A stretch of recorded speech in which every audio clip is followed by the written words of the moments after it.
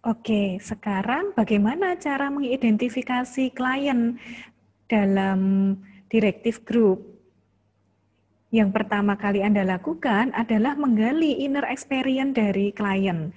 Jadi di sini inner experience itu merupakan gambaran atau deskripsi klien tentang pikiran, perasaan, dan persepsi yang ada dalam dirinya.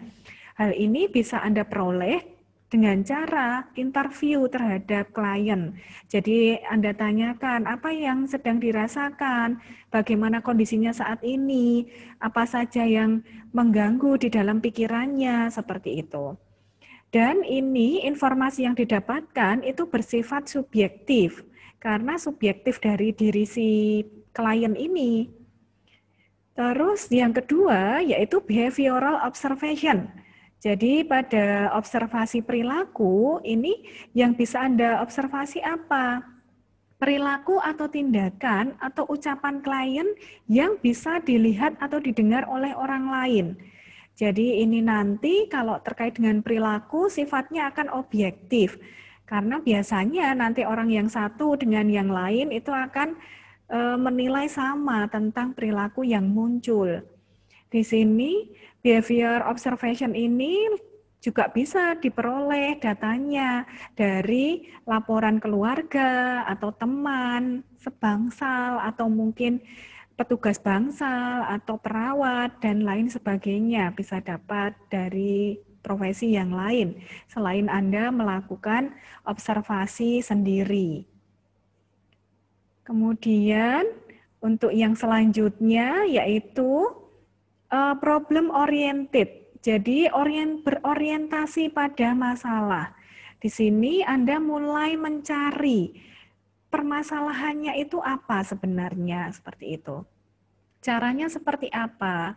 Di sini Anda harus melakukan pemeriksaan dengan menggunakan instrumen yang ada. Akan lebih baik kalau Anda menggunakan instrumen yang terstandar. Jadi pada problem oriented ini berisi tentang daftar gejala dan masalah yang dialami oleh klien. Dan dari daftar ini nanti akan menjadi dasar penyusunan perencanaan terapi yang akan Anda berikan terhadap klien.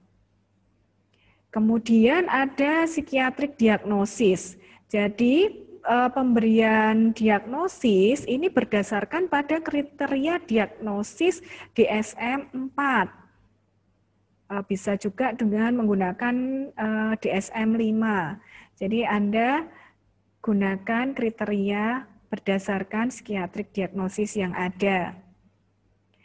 Kemudian untuk framework-nya, theoretical framework itu berdasar pada observasi perilaku okupasi yang dilakukan oleh klien tadi.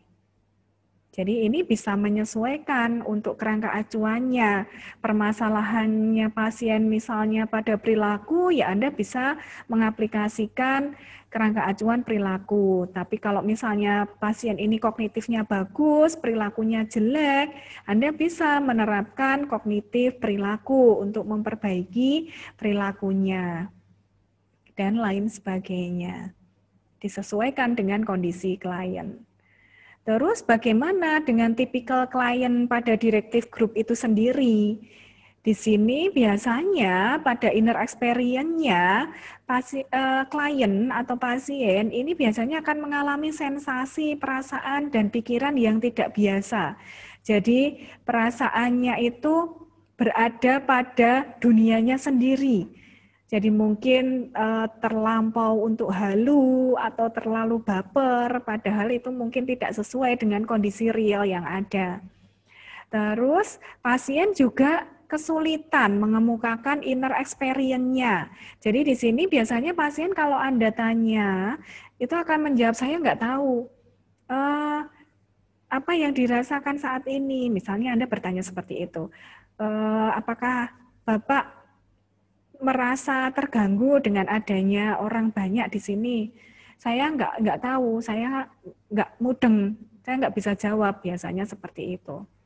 Jadi dia akan kesulitan, meskipun pada saat itu kita tahu kalau dia itu merasa resah atau mungkin merasa khawatir atau cemas, mungkin dilihat dari perilakunya, tapi saat dia ditanya, dia tidak bisa mengungkapkan kalau dia sedang mengalami kecemasan. Terus yang kedua, tipikalnya untuk perilaku yang bisa diobservasi seperti apa.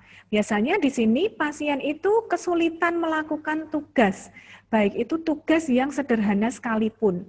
Misalnya diminta untuk melipat kertas menjadi 2, itu mereka akan kesulitan untuk melakukan itu, meskipun sudah diberikan contoh.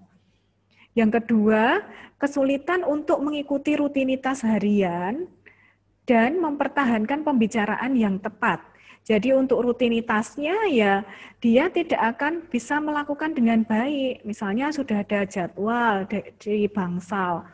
Kalau pagi mandi, makan, pergi ke rehab, dia akan kesulitan untuk mengikuti rutinitas-rutinitas seperti ini. Jadi perlu di recall, perlu dikasih tahu untuk melakukan aktivitas tersebut. Klien juga mengalami kesulitan untuk mempertahankan pembicaraan. Jadi kalau diajak ngomong, terkadang ya matanya kemana-mana, tidak bisa fokus. Atau mungkin malah diajak ngomong tentang hewan, dia nanti menjawabnya yang lain. Jadi ini sulit sekali untuk bertahan pada pembicaraan yang sesuai atau yang tepat. Kemudian pasien ini biasanya kalau tidak cenderung pasif, ya dia akan cenderung hiperaktif. Jadi perilakunya itu bisa pasif sekali. Jadi diam saja atau malah cenderung hiperaktif. Jadi terlalu manik seperti itu. Di sini juga terkadang pasien juga terlihat withdrawal atau mendominasi. Dengan adanya pasif atau hiperaktif ini biasanya juga diikuti oleh perilaku yang withdrawal. Dia cenderung menarik diri atau malah cenderung mendominasi kondisi lingkungan yang ada. Jadi ya kalau tidak depresif ya nanti manik seperti itu perilakunya. Helpless dan agresif. Jadi kalau enggak dia itu selalu ingin dibantu dalam segala hal, dia akan cenderung agresif. Jadi ini kontradiktif. Jadi kalau enggak orangnya itu helpless banget, perlu bantuan, apa-apa dibantu, ya terkadang orang ini malah cenderung untuk sangat agresif. Jadi apa-apa dilakukan dengan agresif. Perilakunya juga bisa muncul confused atau resisten. Jadi ya terkadang bingung atau terkadang malah dia berusaha untuk mempertahankan pendapatnya. Terus untuk problem oriented-nya seperti apa? Pada permasalahan yang muncul biasanya masih ada halusinasi, hiperaktif atau retardasi psikomotor. Jadi kalau enggak cenderung dia itu sangat aktif ya dia sangat lemes lah, males, wegah-wegahan kayak gitu. Berpikir konkret itu yang bisa dilakukan hanya berpikir konkret. Kalau diajak berpikir abstrak, misalnya menganalisis, menganalogikan, dia sangat kesulitan. Jadi yang dia pikirkan adalah yang terlihat saat itu, yang bisa diamati. Asosiasinya masih longgar, gangguan mood-nya ekstrim, jadi kadang nanti sedih sendiri, terus tiba-tiba ketawa sendiri, seperti itu. Apatis, dependence, jadi tergantungannya dengan orang lain sangat tinggi. Defisit memorinya juga masih ada, jadi untuk mengingat itu dia kesulitan. Dan ada gangguan tilikan diri serta adjustment. Jadi dia sulit sekali untuk mengetahui kondisi dirinya sendiri, apalagi untuk membuat keputusan, itu belum bisa dilakukan. Terus psikiater diagnosisnya seperti apa? Ini bisa dilihat dari schizophrenic disorder, organic brain syndrome, major depressive disorder, bipolar disorder, aksis 5, DSM-4, misalnya pada poin 11 sampai 20 atau 21 sampai 30. Jadi untuk menentukannya, Anda bisa menggunakan GAF ini, Global Assessment of Functioning Skill. Jadi Anda bisa menentukan dari sini, dia masuk di dalam penilaian GAF yang berapa. Ini dari nilai 1 sampai 90. Jadi asumsinya semakin tinggi nilainya, itu kondisinya semakin baik. Terus theoretical framework-nya seperti apa? Kita merujuk ke MOHO tadi. Jadi out of control, expect failure, dilihat dari kemampuan mengontrol dirinya seperti apa. Terus gangguannya itu seberapa besar. Ini nanti dilihat dari cara dia mengeksplorasi lingkungannya. Jadi pengalamannya untuk mengeksplorasi lingkungan itu bagaimana. Theoretical framework di sini ada 3 komponen yang bisa Anda cermati. Bisa dilihat dari evolution-nya. Pada evolution-nya biasanya dia akan mengalami kesulitan mengidentifikasi tujuan dan interest-nya pada suatu aktivitas. Jadi misalnya kalau dia itu melakukan suatu tindakan, dia nggak tahu tujuannya untuk apa. Jadi terkadang tiba-tiba dia memukul teman, itu ya dia nggak tahu sebenarnya apa yang dilakukan itu, apakah akan melukai atau tidak, itu dia nggak paham. Terus interest terhadap aktivitas itu juga masih sulit menggali dirinya sendiri.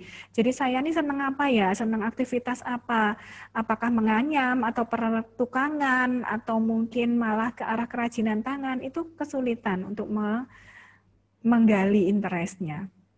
Secara habituation biasanya dia juga tidak akan memiliki peran yang utama. Jadi perannya ya akan minim sekali. Biasanya juga manifestasinya ini, kebiasaan dan pengaturan waktunya juga buruk. Jadi misalnya siang hari dia malah tidur, nanti malam hari begadang. Jadi mengatur waktunya juga tidak bisa baik, manajemen waktunya.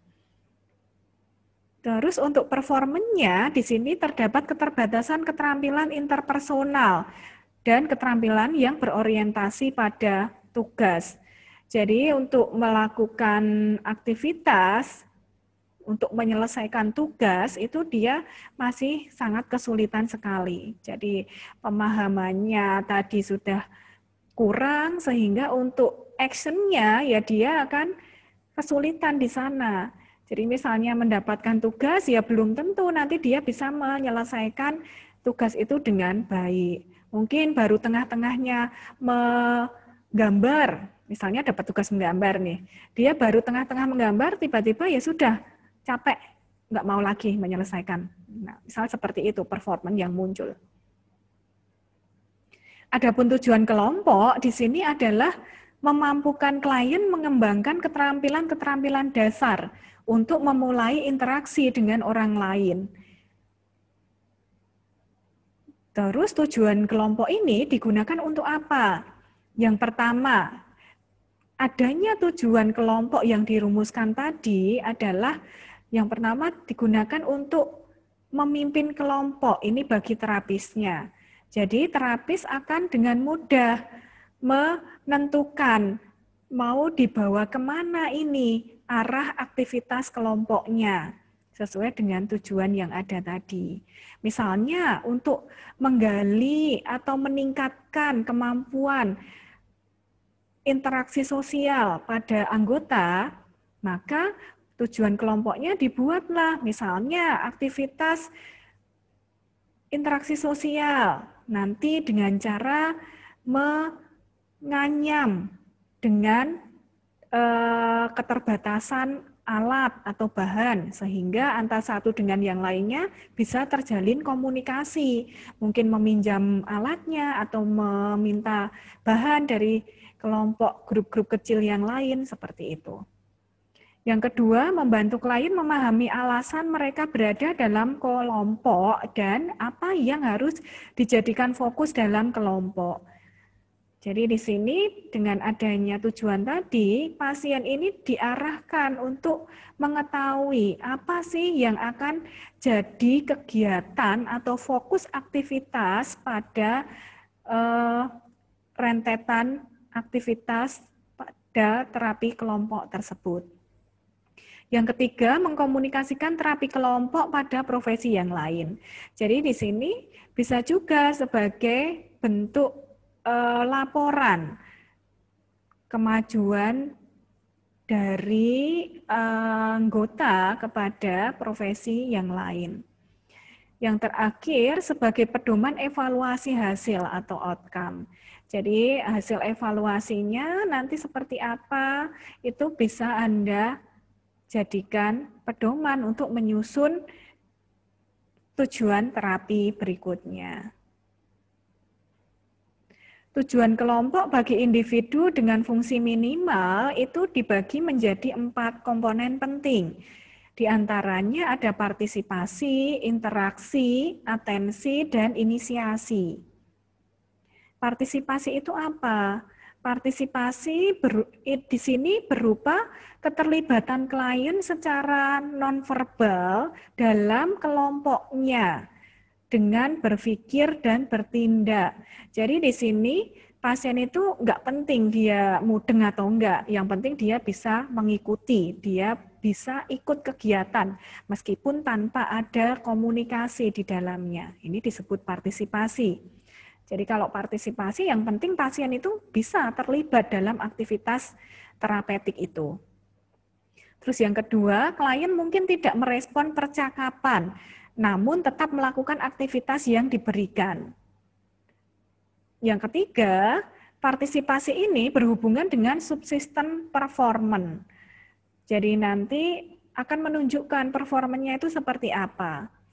Yang keempat, fokus pada keterampilan proses kognitif dan keterampilan motorik atau perseptual motor, gross dan fine motor. Jadi kalau pada partisipasi ini fokusnya pada keterampilan proses kognitif dan motoriknya. Yang penting dia bisa di situ, dia bisa terlibat dalam aktivitas, misalnya teman-temannya meronce, ya dia bisa ikut meronce di dalam kelompok terapi tersebut, itu sudah baik. Kalau dilihat dari partisipasi. Terus yang kedua ada interaksi. Jadi di sini interaksi itu merupakan cara klien berkomunikasi antara satu dengan yang lainnya selama aktivitas terapeutik atau selama aktivitas terapi kelompok. Jadi kalau di sini adalah fokus pada kemampuan berbicara yang digabungkan dengan aktivitas dalam kelompok. Jadi di sini yang jadi fokusnya adalah pada kemampuan berbicaranya yang digabungkan dengan aktivitas. Jadi dia bisa beraktivitas dan ngobrol dengan kelompoknya itu. Berhubungan dengan subsisten performance juga pada keterampilan komunikasi atau interaksi. Untuk atensi di sini merupakan ekspektasi bahwa klien datang ke terapi kelompok itu tepat waktu dan berpakaian baik. Jadi atensi pada pasien dengan level rendah ini adalah dia bisa datang tepat waktu ke tempat terapi kelompok dan pakaiannya rapi. Itu sudah merupakan atensi yang bagus bagi klien. Atensi terhadap waktu merupakan bagian dari subsisten habituation. Kelompok mendorong kebiasaan untuk tepat waktu dan datang secara konsisten dengan mengadakan pertemuan pada waktu dan tempat yang rutin. Jadi dengan adanya pertemuan yang rutin, rigid tadi akan membentuk atensi klien.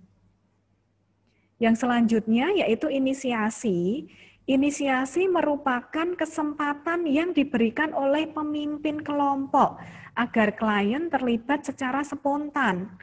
Jadi di sini self-directed selama sesi terapi. Misal memilih antara 2 alternatif aktivitas. Jadi inisiasi itu ada ide enggak untuk menentukan suatu keputusan. Misalnya, terapis menawarkan, hari ini kita akan bermain bola atau bermain lompat tali, misal seperti itu.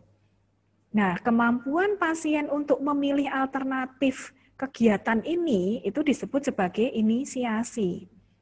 Inisiasi ini berhubungan dengan subsistem volition, jadi ya tergantung juga pada value, interest, seperti itu.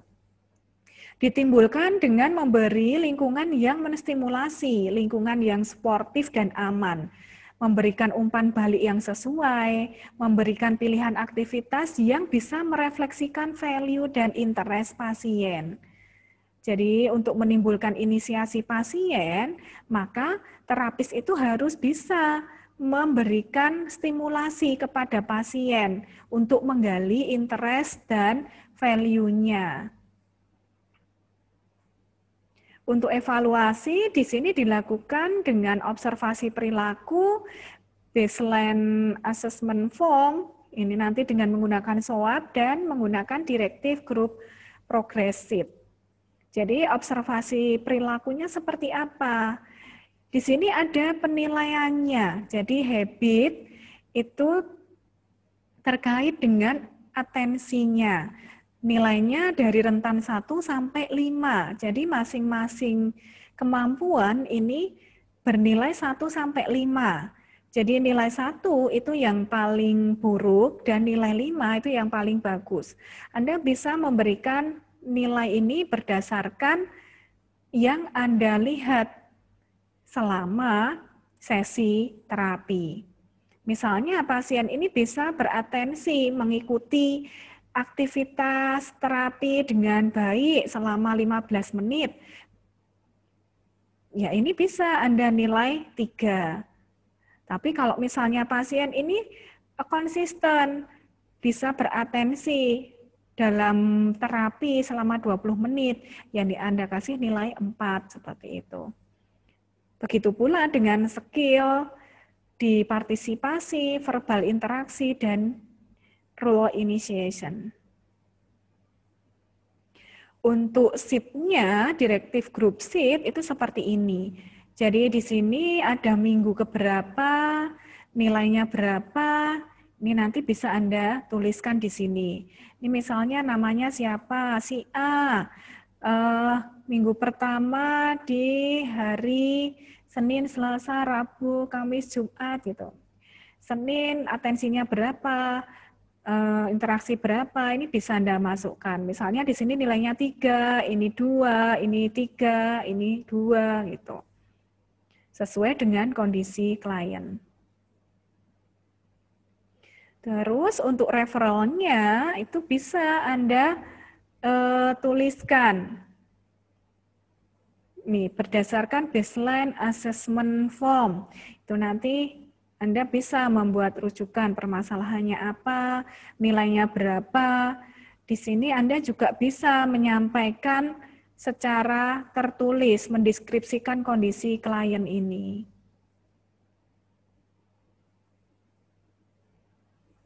Ini kalau berdasarkan pada assessment, dan dalam penulisannya Anda harus menggunakan SOAP.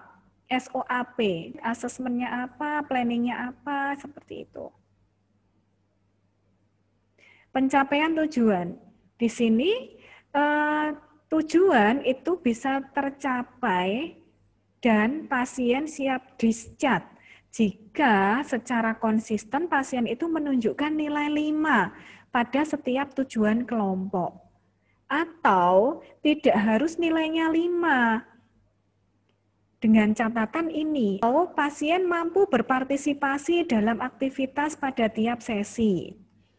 Yang kedua, pasien mampu berinteraksi secara verbal dengan anggota kelompok lain pada saat melaksanakan tugas. Jadi saat melaksanakan tugas, dia itu bisa berpartisipasi maksimal, bisa berinteraksi dengan yang lain, meskipun nilainya tidak 5 semua, pasien ini bisa Anda discharge-kan atau Anda berhentikan. Pasien datang ke kelompok secara konsisten. Jadi dia rutin datang di terapi kelompok secara konsisten itu juga bisa Anda discharge. Dan yang terakhir, pasien memiliki inisiasi dalam aktivitas kelompok. Jadi misalnya saat Anda memberikan terapi kelompok, pasien ini sering sekali mengutarakan atau menyampaikan idenya, membuat keputusan misal. Jadi ini asumsinya inisiasinya bagus. Jadi pasien bisa Anda berhentikan. Jadi di sini ada ratingnya, misalnya ada kenaikan sampai 5 semua. Kalau 5 semua seperti ini ya pasti pasien sudah bisa discharge, bisa berhenti dari terapi kelompok level rendah. Adapun tujuan individu diantaranya ini berguna untuk membuat pengalaman dalam kelompok yang lebih relevan dengan masing-masing klien. Jadi fungsinya adalah membuat tujuan terapi ini sesuai dengan kondisi masing-masing. Ada pesan implisit bahwa tiap anggota itu dihargai sebagai individu. Jadi dengan adanya tujuan individu ini, itu ada pesan yang tersirat kepada setiap anggota, bahwa setiap anggota itu berharga. Terus yang terakhir, terdapat 10 tujuan individu yang merupakan rincian dari keempat tujuan kelompok. Jadi misalnya di sini tujuan kelompoknya adalah berpartisipasi dalam setiap aktivitas. Nah, yang ditunjukkan oleh individu itu apa? Yang pertama adalah dia mampu berpartisipasi dengan baik, fokus di dalam aktivitas, dan bisa mengikuti instruksi dengan baik. Kita lihat satu persatu di sini, partisipasi sebagai tujuan kelompok. Tujuan individunya di sini ditunjukkan dengan adanya berpartisipasi secara aktif dalam tiap aktivitas. Misalnya untuk pasien yang sangat pasif, lamban, resisten, itu dia mampu untuk terlibat dalam kegiatan kelompok. Kemudian yang kedua, bagi pasien yang hiperaktif, ini tugas terapis untuk memonitor dominasi si klien ini. Jadi Anda harus bisa memberikan keputusan kapan dia harus di-cut biar tidak mendominasi kelompok. Dan pace-nya. Yang kedua adalah fokus pada aktivitas selama sesi berlangsung. Jadi terdistraksi oleh halusinasi atau tidak, muncul ide paranoid tidak pada pasien tersebut, dan ada organic confusion.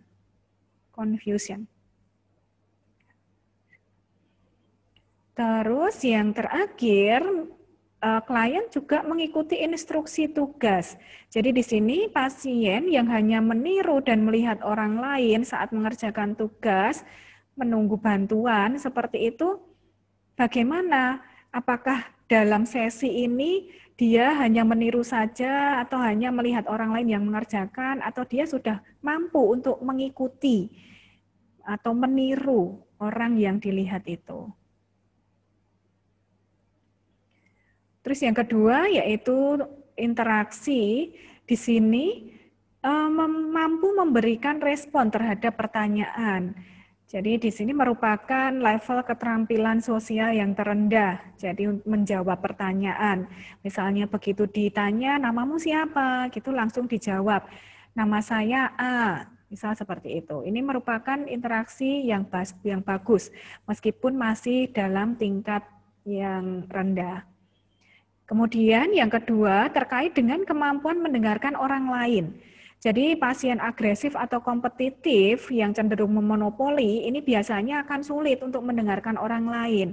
Sehingga bagi pasien atau klien yang terlalu agresif ini juga perlu Anda regulasikan agar dia mampu mengontrol dirinya agar tidak terlalu agresif. Terus yang ketiga itu memberikan satu komentar dalam kelompok. Jadi bagi pasien yang terisolasi dan butuh dorongan untuk berbicara, itu merupakan tugas terapis untuk memberikan kesempatan agar pasien ini atau klien ini mampu mengutarakan pendapatnya. Jadi nanti tugas koterapis di sini untuk mendorong agar pasien atau klien ini mampu berinteraksi sosial. Kemudian untuk atensi, ini dipersepsikan sebagai datang tepat waktu dan berpakaian rapi. Jadi yang diutamakan di sini adalah pasien yang depresi. Biasanya pasien yang depresi itu kan kurang aware terhadap lingkungannya. Ini terutama bagi pasien yang depresi, Anda perhatikan benar-benar atensinya seperti apa. Yang kedua, bertahan dalam terapi kelompok selama 1 sesi penuh, yaitu 45 menit. Jadi di sini psikotik akut yang tidak sadar tentang keberadaan dirinya, pasien paranoid yang merasa tidak aman berada di area tersebut, itu seperti apa perkembangan atensinya? Apakah dia mampu bertahan selama proses terapi atau tidak? Seperti itu. Kemudian tentang inisiasi, di sini menjelaskan petunjuk kepada orang lain terkait kemampuan klien untuk menjelaskan atau menjawab secara verbal. Jadi di sini menuntut keterampilan verbal dan kognitif. Jadi klien ini diharapkan mampu untuk menjawab secara verbal dan menggunakan kemampuan kognitifnya. Jadi jawabannya itu bisa masuk akal kayak gitu. Yang kedua, menunjukkan kemampuan kepemimpinan. Jadi ini bagi yang inisiasinya sudah bagus, itu bisa nanti Anda tunjuk sebagai role model bagi anggota kelompok yang lain. Terus yang kedua, membantu memimpin aktivitas. Jadi di sini Anda bisa melibatkan klien untuk menjawab pertanyaan, memberikan instruksi, membantu anggota agar siap secara fisik dalam ruangan. Memimpin kelompok sekarang. Jadi di sini tugasnya terapis adalah memimpin jalannya kelompok. Yang pertama adalah menjadi role model. Yang kedua, menciptakan konteks bermain. Jadi aktivitas yang diciptakan itu harus memiliki suasana yang aman, menyenangkan, tidak tegang, sehingga klien itu merasa nyaman. Jadi anggotanya itu merasa nyaman terhadap kelompoknya. Sehingga harapannya nanti klien tidak akan ada rasa takut untuk mencoba dan membuat kesalahan. Jadi kalau salah ya sudah kayak gitu. Yang penting dicoba lagi untuk berinteraksi di dalam lingkungannya. Dan fokus pada proses bukan hasil. Jadi di sini yang Anda nilai, yang Anda cermati, yang Anda analisis adalah proses dari perubahan perilaku pada klien. Yang ketiga, menawarkan pilihan. Jadi Anda bisa melibatkan anggota untuk memberikan alternatif pilihan kegiatan atau alternatif pilihan apa saja yang bisa dilakukan di terapi kelompok. Yang keempat, mengorganisasikan ruangan. Jadi di sini pemimpin kelompok harus mampu menciptakan ruangan yang aman, nyaman, dan bebas dari alat-alat yang berbahaya.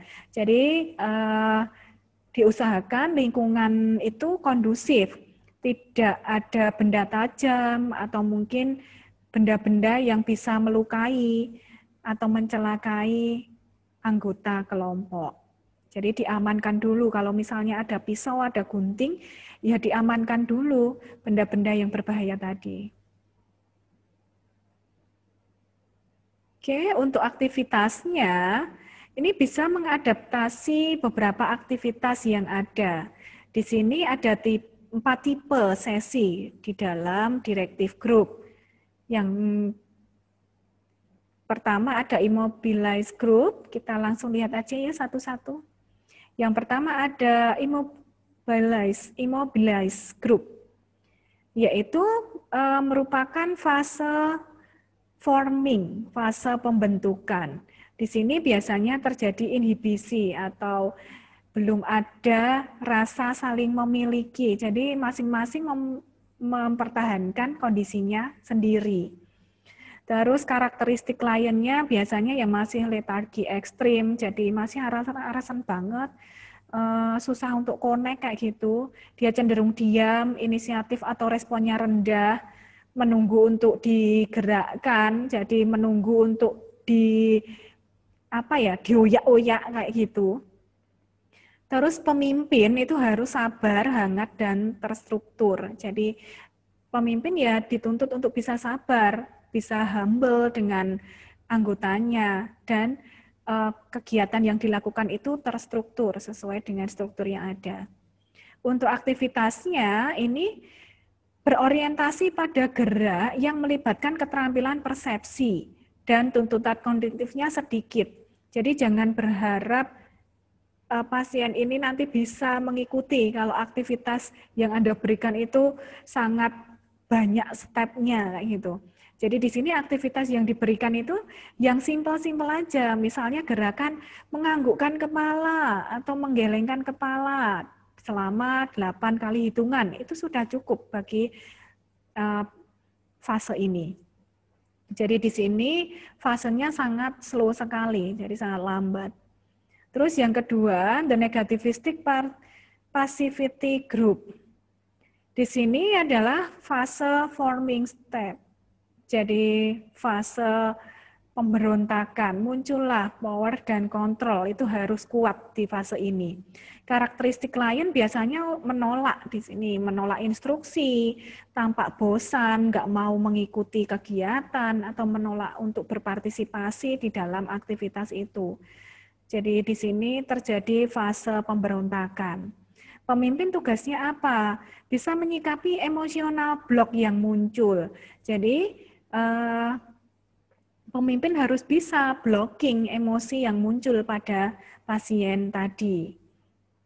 Apalagi yang sangat hiperaktif tadi ya, biasanya kan dia sangat mendominasi. Nah itu tugasnya pemimpin untuk memblocking emosional yang muncul tadi. Terus aktivitasnya ini berorientasi pada gerak dengan kognitif dan interaksi yang lebih tinggi.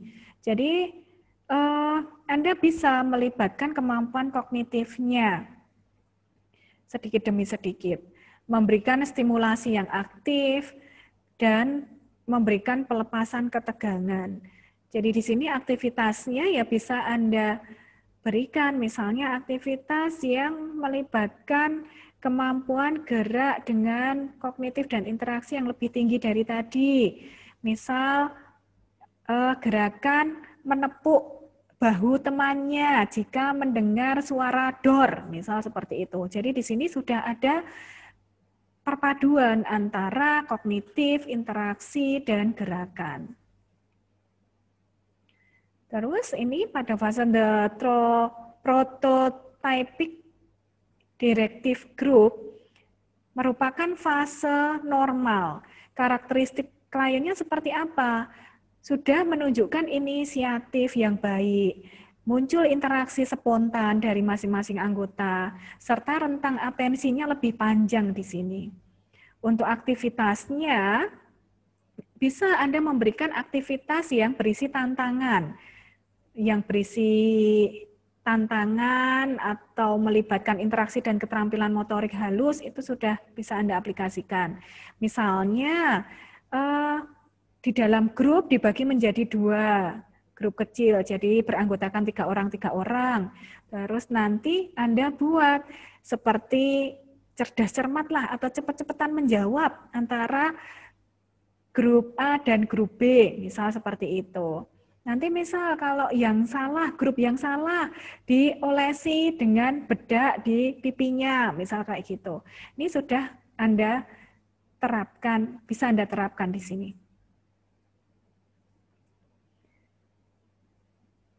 Oke, terus kemudian yang keempat ada the part to the whole group. Di sini merupakan fase performing. Jadi tiap anggota itu menggerakkan Setiap anggota itu mengerjakan bagian dari aktivitas yang dikombinasikan pada tahap akhir.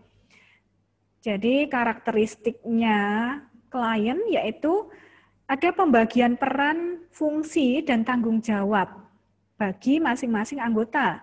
Mereka mampu mengambil alih beberapa fungsi kepemimpinan dan siap masuk ke grup yang lain. Jadi di sini asumsinya mereka itu sudah bisa mengikuti dengan baik, bisa bertanggung jawab, bisa berinteraksi, bahkan bisa mengambil alih fungsi kepemimpinannya, misalnya dijadikan role model, jadikan pemimpin di grupnya itu sudah bisa. Sehingga dengan hal yang seperti ini, maka anggota ini sudah siap naik ke level grup selanjutnya. Untuk aktivitasnya berorientasi pada nilai yang mengarah pada produktivitas. Jadi aktivitas yang diberikan ini merupakan aktivitas yang produktif. Misalnya membuat kemoceng secara bersama-sama kayak gitu dengan pembagian tugas bagi masing-masing anggotanya. Jadi mungkin yang si A nanti untuk mengikat, si B nanti untuk membuat rumbai, nanti si C yang mengkoordinir semuanya, misal seperti itu. Di sini ada beberapa faktor yang perlu dipertimbangkan untuk mengadaptasi aktivitas. Yang pertama adalah level arousal yang optimal, yang kedua performance klien, dan yang ketiga adalah kompleksitas, novelty, dan uncertainty dari aktivitas tersebut. Level arousal yang optimal itu yang seperti apa? Di sini perlu penyesuaian antara kebutuhan pasien dengan aktivitas yang memenuhi kebutuhan tersebut. Jadi, Anda berikan aktivitas itu yang sesuai dengan ketertarikan si klien, sesuai dengan kebutuhannya. Tuntutan aktivitas yang terlalu tinggi ini nanti akan meningkatkan level kecemasan bagi si klien. Akan tetapi, jika aktivitas yang Anda berikan itu terlalu rendah, maka akan dianggap membosankan. Sehingga klien itu juga nanti akan malas-malesan untuk mengikuti aktivitas tersebut. Misalnya, pasien ini kelompoknya belum pernah membuat sandwich kayak gitu. Nah, Anda ketahui dulu, apakah mereka tertarik untuk membuat sandwich? Terus Anda pertimbangkan dengan level fungsi kognitifnya tadi. Kalau level fungsinya bagus, nanti Anda ajari dengan beberapa step, asumsinya dia akan bisa.